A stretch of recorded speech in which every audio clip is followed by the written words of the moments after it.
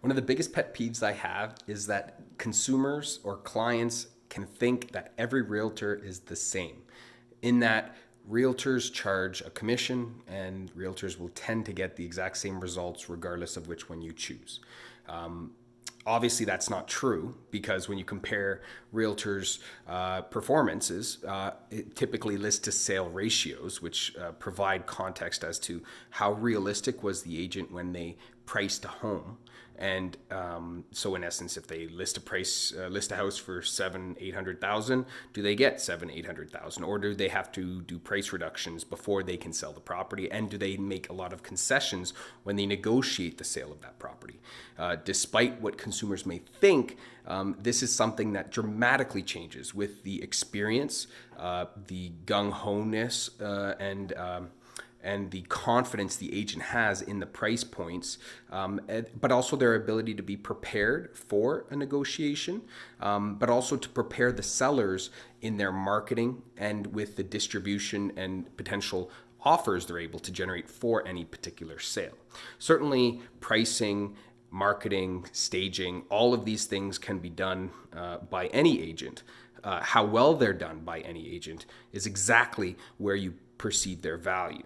In addition, similar to having a doctor who's straight out of medical school or a doctor who's practiced for 30 years, there's also a level of experience involved around how many transactions you have. But it doesn't necessarily mean that transactions need to happen over time. Transactions in a short period of time could also afford a certain amount of experience that may overlap someone who has been in the industry for 20 years but has only done on average, say, 5 transactions a year, which is actually slightly above the average agent in Ontario for the most part.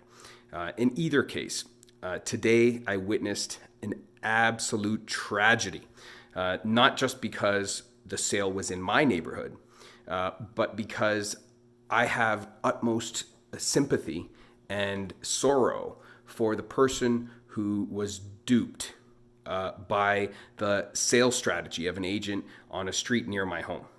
So I sold a home the exact same as this house. This house, the subject property I'm talking about, was listed for $700,000 2 days ago. Today, it was reported as sold for $700,000. Firm, no conditions. So it was reported on the MLS, meaning somehow this buyer found out about the house the moment it was listed and then bought it with 0 conditions for full asking. That sounds amazing, right? Like, you can't ask for anything better than that. Like, that agent must be a superstar. But they're not. In fact, it's the opposite. That agent underpriced that home by $100,000. So that's not abnormal in the GTA or Southern Ontario by any means.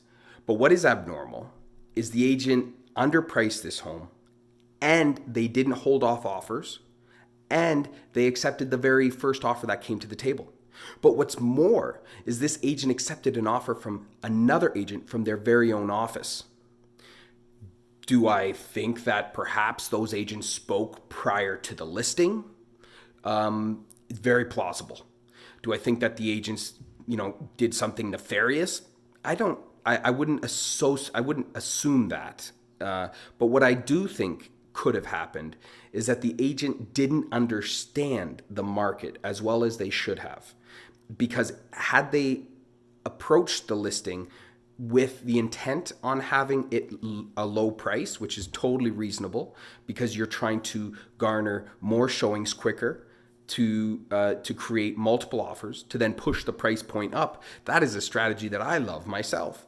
But this agent decided to accept the very first offer and give an exceptionally long closing in a market that is supposed to appreciate by 10% this year in 2020. What's more is I know this market like the back of my hand. I could understand what the market value is before even looking at the pictures, before reading the description, because I've sold almost 30 houses in this marketplace.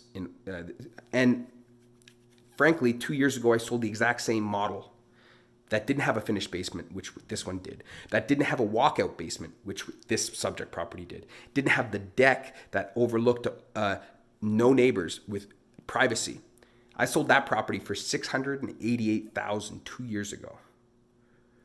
And this property, which is superior in a variety of different ways, was put on the market for $700,000 and sold to someone from the same brokerage for $700,000 within 2 days. It was reported on the MLS. This poor seller went with an agent who didn't do their homework, who didn't do what was in the best interest of their client. They took the easy way out, and they will suffer. That relationship will suffer because no one is going to be in the dark for long. Information is readily available online, and this type of stuff sticks.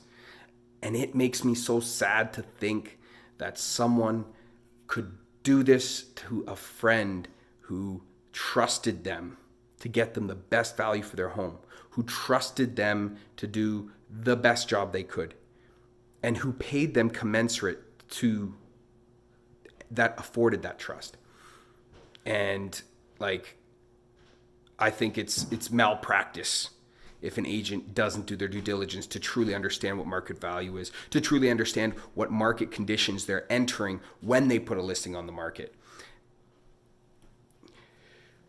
People, remember, the agent you choose is the agent that will eventually give you the results that will affect your equity, your life savings, potentially for the rest of your life. Because, as you know, compounding interest, as far as Einstein said, is one of the eighth wonders of the world, because it allows you to earn and grow your wealth exponentially over time.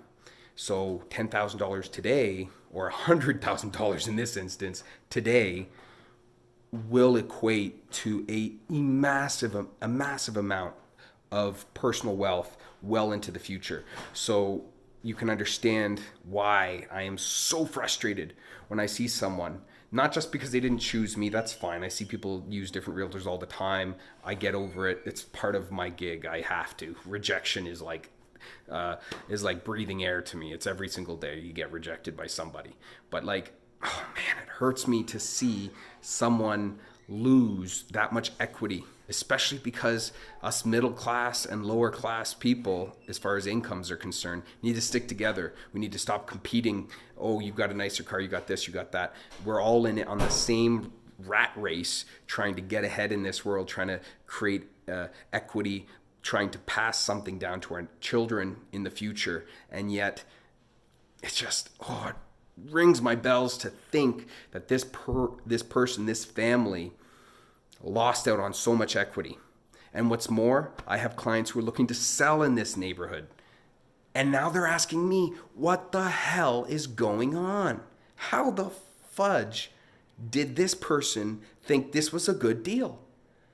Because they were misinformed, and they were, who knows what their personal situation was. But really, I've been in situations where personal situations have an impact on market value because they have to sell, they have a medical issue, they have to get out immediately. But this wasn't that case. And I know that because I know this person. But they didn't call me. Hey, I take my beatings where they belong. But that's not the point. I know that this was not an emergency case where they had to sell. It was just, frankly, a situation where someone trusted another person and they took their word for it. And I don't feel the agent did what was required of them to serve this client in a way that would be in their best interest in the long term. So the long and the short of this discussion is that I think you need to be very careful about who you hire. And you also should ensure that they show you the stats, they show you the information so that you can be informed, just as informed as they are. That's my and every agent's role, is to make you become enlightened, not to keep you in the dark and just say, this is the price. In some ways, the seller needed to take ownership and not just assume that the agent knew what they were doing. And so, it hurts me. It hurts everyone in my market when someone does something as foolish as underpricing a house and selling the house well before giving it an opportunity for anyone else to see it, simply because of the convenience of having someone in your brokerage who is interested. That drives me nuts. I love agents. I love working with agents and cooperating with them. But at the end of the day, I don't serve them. I serve you, my client. At the end of the day, that's the only thing that matters to me.